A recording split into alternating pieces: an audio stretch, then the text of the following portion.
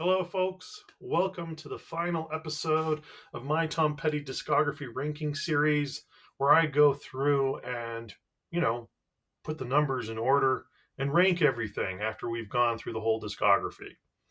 So, having said that, I had a couple of albums that wound up as, ties.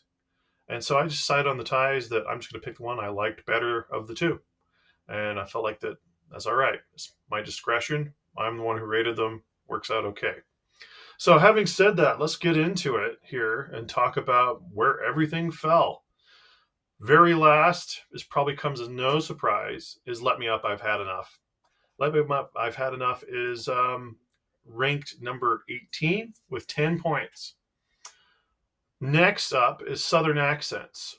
I love a lot of content on the Southern Accents album, and I am a Tom Petty fan, just to be clear. Things that are ranked pretty low doesn't mean I don't like them. It's just where they fell. Anyway, Southern Accents, I think there's some great songs on it, but I just don't love the album. And it is ranked number 17 at 10.5 points. Following that is the debut album, Tom Petty and the Heartbreakers, ranked number 16 at 10.5 points as well, tying Southern Accents. Just like this album as a listening experience better than Southern Accents. It's a good place to kind of, get the zeitgeist I want to describe of the band at the time and see where they were going to try to go. Next is, surprisingly for me, it's Mojo. I don't love Mojo as an album that much, but it has, 5 pretty solid songs on it. And I don't feel like it's a bad album by any means. With 12.5 points, Mojo is number 15. And just slightly above Mojo at place number 14 is Mudcrutch, which is about how I feel about the Mudcrutch album. Just a little bit better than Mojo. Now we come to where we have the first big jump in points. This is to You're Gonna Get It. When place number 13, but 17 points. You're Gonna Get It is just a solid listening album. I think it's such an improvement from the debut. And if you like this era of Tom Petty, it's just going to reward you.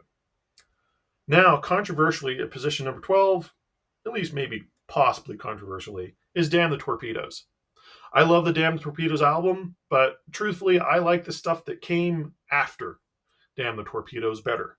So at 17.5 points, Damn the Torpedoes sits at position number 12. Long After Dark, surprisingly, is number 11. Now, I say surprisingly because for a long time I didn't think that Long After Dark was that amazing. But in recent listenings, and especially after I got the new remaster that came out, I don't know. I just really connected with that album. So, position number 11, Long After Dark, 19.5 points. Next is probably my favorite album from the earlier time period, which is Hard Promises. Position number 10, we're in our top 10 now, with 20 points. Just above Hard Promises is Mudcrutch 2. Mudcrutch 2 being the last album that Tom Petty worked on and put out, I just think it was a solid album. It had a lot of good tracks. And to go out on the note of I Forgive It All, especially with that amazing music video with Anthony Hopkins, I don't know. I just think it's a great place to have gone out on. So 21 points for Mudcrutch 2. The next album is the album where I came into Tom Petty as a listener for the first time. It was Full Moon Fever. It came out in 1989. I was born in the mid-'80s, so it's my first album I have any recollection of. And I am so fond of this album. It's such a tight little album. It's one of the reasons why it didn't score maybe quite as high as some of these albums that have lots of tracks. But we're really getting into what I consider my favorite stuff of Tom Petty. So Full Moon Fever, number 8 at 21 points. First of the Jeff Lynne albums. Next is not a Jeff Lynne album, but Hypnotic Eye, the last Tom Petty and the Heartbreakers album, at position number 7 with 21.5 points. Just a great album for Tom Petty and the Heartbreakers to go out on. And it's an album that really rewards repeated listenings. I think that if you're going to listen to it, you should definitely listen to it more than once, which is the same case for the next album number 6, Highway Companion at 22 points.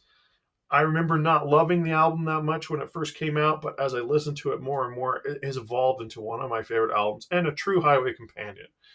So 22 points for Highway Companion. Now, Highway Companion ties with another Jeff Lynne album, which is the next one, Into the Great Wide Open, position number 5, 22 points.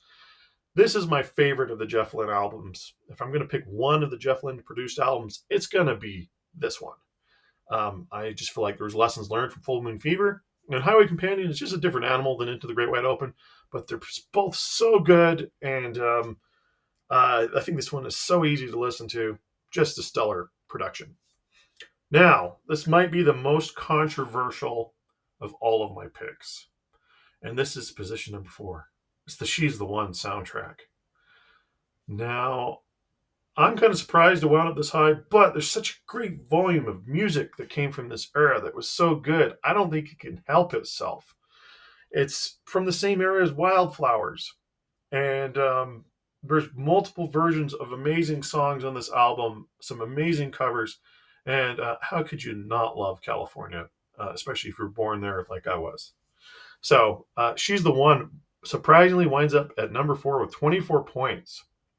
Next, also possibly controversially for some of you, for me, is The Last DJ. Last DJ is position number 3, 24 and a half points, just nosing past She's the One. And I just love this album. And I thought that it would fade in my esteem, but it certainly has not. This is a fantastic album. And I think that it got unfairly lambasted. So, position number 3, Last DJ, 24 and a half.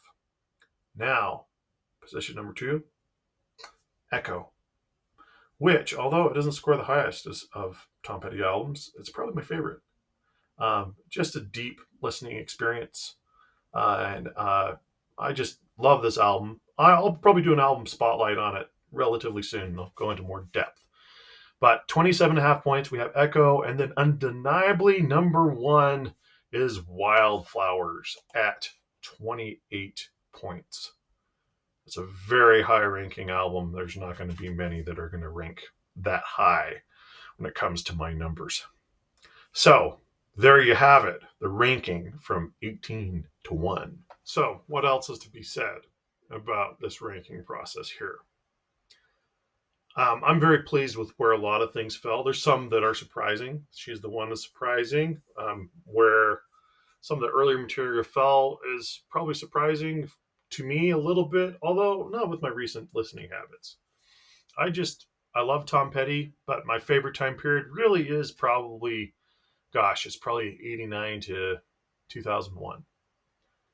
Just so much material in that time that I absolutely love. So, I guess it's not too surprising that way. So just a couple other things to say about the rankings here. I like to do an average of the album ranks score, so that on the 1 to 10 ranking, and then I multiply it by 10, and I add it to the notable songs number and the notable album points to give the artist an overall ranking that I can compare to other artists. Since this channel is in its infancy, we don't have a whole lot to compare to. This number is not going to mean a whole lot yet. But what we get for the album rank score, combined with notable song number and the notable album bonuses, is 275.3 for Tom Petty. This is, in my mind, the number of a masterclass artist. If you like this style of music, you should just leap into it and give their discography a listen. Let it be the journey that it is. See the evolution, the shifts, and the way that things react and unfold. I love Tom Petty. I love the Heartbreakers, and I have been so pleased to have had them as part of my own listening journey and as such a huge part of the soundtrack of my life. So for all you Tom Petty fans out there, I hope, if anything, this brings another conversation about listening to his music and enjoying the entire discography. And I don't know, just leads you to doing more listening. Now, having said that, this is the completion of the discography ranking for Tom Petty. In the future, I might do what I would call like a discography ranking plus, where I'm going to pull in non-studio album tracks that I think are significant, add them to the notable songs points, which can kind of bump up the number. But since the purpose of this is going to be looking at mostly studio discography ranking, then this is kind of the conclusion of that.